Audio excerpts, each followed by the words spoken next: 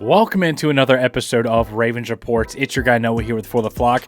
As always, bringing y'all our top 5 news reports and storylines coming out of our Ravens today. We got ESPN providing the Ravens win floor and ceiling scenarios, as well as the biggest make or break part of the team this year. We got MVP of training camp, the players that stood out the most, a very surprising statistic, and more. So let's go ahead and dive in. At number 1, Sports Illustrated, Albert Breer attended training camp, and he was very impressed by what he saw from Lamar Jackson, specifically about how he took ownership of the offense. They talked about how they wanted to give Lamar and these guys the keys to the offense, and that he had the keys last year, but now he's figuring out some more features of this car, and it's driving a little bit more smooth because he understands what Todd Monken's trying to do. Todd Monken understands him better, and he's able to get in and out of checks and be that field general, as Albert Breer reported going to camp. He says Lamar looks smooth in his second camp,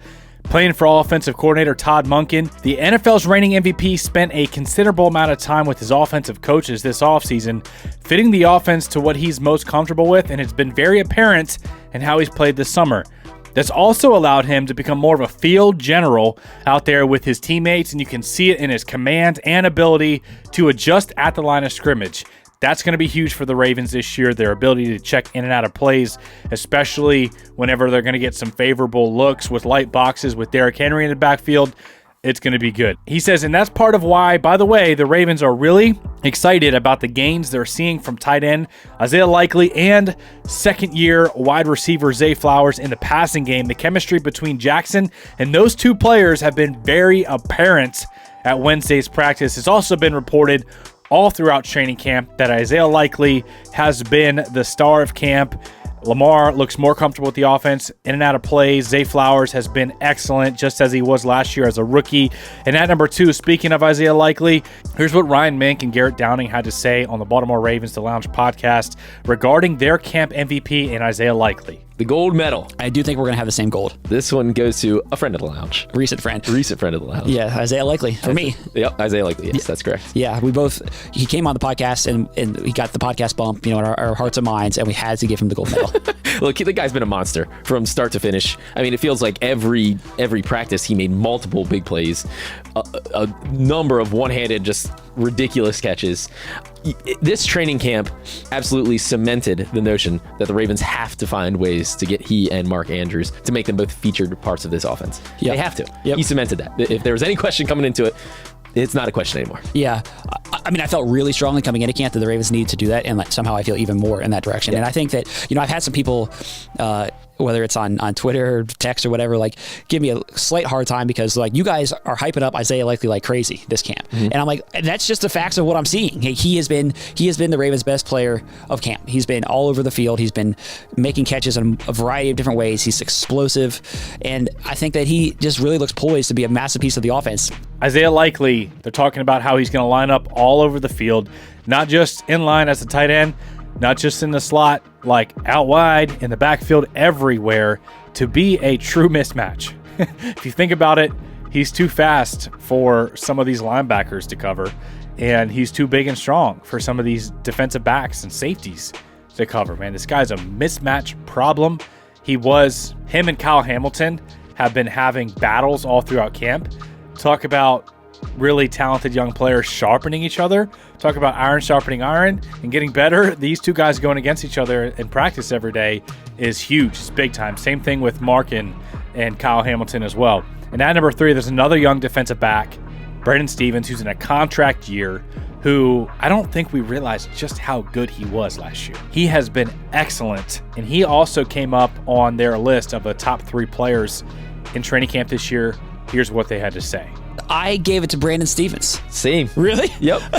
We did not compare notes. We did not. It'll be funny if we have the same top 3. I mean, look, I think we will. That's interesting. Brandon Stephens, he was a guy that when you come into training camp, Marlon Humphrey is back. You draft Nate Wiggins, and Brandon established himself as a starting caliber corner last year, but there's still pressure on him. And I think that he's in a contract year. He's in a contract year. You draft a first round pick and all that stuff. And man, he's practiced every day. He's been so reliable. There's very few passes completed on him. He's ultra competitive. I love that dude, man. I think I thought he was great last year, and he is taking it to another level in my mind. He is scrappy. I mean, I think, again, there were flashes of training camp, especially early on when Marlon Humphrey was getting a pick every practice, right? And Marlon looked really good at the beginning of training camp, I thought. And it has been good. But if we're just talking consistency, every day competing, challenging the ball in the air, breaking up passes, every single day, Brandon Stevens is that guy. He is... I don't think the Ravens have another corner. Nate Wiggins has this knack too, but when the ball's in the air, Brandon Stevens ain't sweating at all. He's competing right through that ball, right through that catch, and he took on all challengers. I mean, he took on tight ends. He took on, Zay Flowers, who's a very different kind of guy to cover. He took on Rashad Bateman. Anybody who stepped opposite of him had a hard time catching that ball. And I thought he had a very strong camp and is going to have a really good year. Yeah. And at number 4, speaking of Kyle Hamilton and Brandon Stevens, some of these boys on the Ravens defense, check out this list right here of the top 10 NFL defenders in EPA per play. That tells you how valuable they were in stopping opposing teams from adding points every snap in and snap out, every down. How effective were they? The Ravens happen to have 5 of the 10 top NFL defenders from last season. Talk about 32 teams and how many defenders there are, and the Ravens have 5 of the top 10. That's absolutely absurd. No wonder they were a historic defense last year with a triple crown when it comes to turnovers, sacks, and points per game. This defense was lights out. Brandon Stevens was 3rd best in the NFL. That's what I'm saying. I don't think we realize how good he was last year. He was a top 5 cover corner. According to EPA play, he was the best corner in the NFL last year. Right behind these massive playmakers and Quincy Williams and Myles Garrett. And then at number 4 is Kyle Hamilton. And then you look at the rest of the list. At 8 is Patrick Queen, 9 Geno Stone, 10 Justin Madubuike. Well, good news is 3 of these top 10 defenders in Madubuike, Kyle Hamilton, and Brandon Stevens are all returning to the defense. And then if you want to look at 4 of the top 12, if you add in Roquan Smith, man, the Ravens have some real difference makers on this defense, and that's why I have a problem with, at number 5, the ESPN projection of wins, totals, and floors. You can't tell me that the floor for the Ravens is 8-9. They said the ceiling is 13-4, while the floor is 8-9. The floor, that doesn't make any sense whenever you have an all-pro stud at every level of the defense. Roquan Smith, all-pro. Justin Madubuike, all-pro. Kyle Hamilton, all-pro. At every single layer, secondary, linebacker, and defensive line, and all-pro at every level of your defense, plus Marlon Humphrey and Brandon Stevens and, Nate Wiggins, the rookie, and some of these other playmakers, man. You can't tell me that the floor is 8 wins. And that's not even the reason why I have an issue with it either. The reason I have an issue with the floor here is I see the floor is a minimum of 10 wins because of the simple fact that Lamar Jackson and Derrick Henry are in the same offense. I don't think we realize how much of an impact Derrick Henry is going to make on this team. Last year, when it comes to yards before contact, per team, the Tennessee Titans were second to last in the NFL and allowing rushing yards before contact. So they were very bad at providing running lanes for running backs. Derrick Henry was in that offense and was still a 1,000-yard rusher and had a 90 PFF grade and was excellent.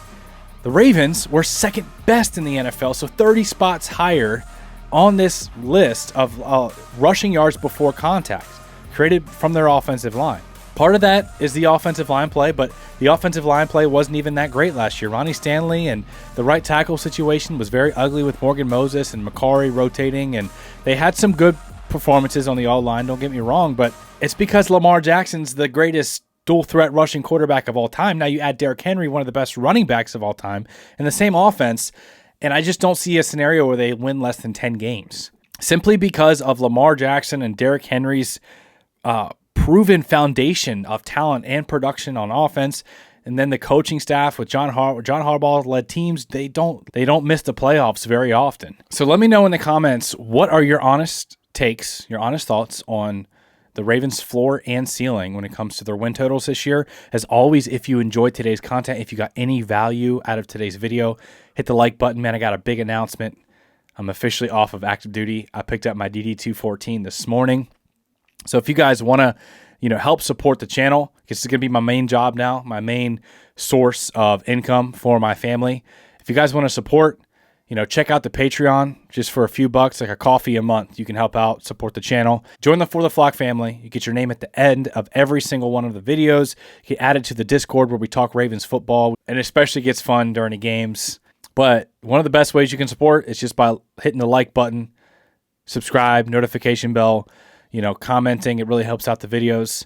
I love you guys. I appreciate y'all. Thank y'all for tuning in, and we'll see you in the next video.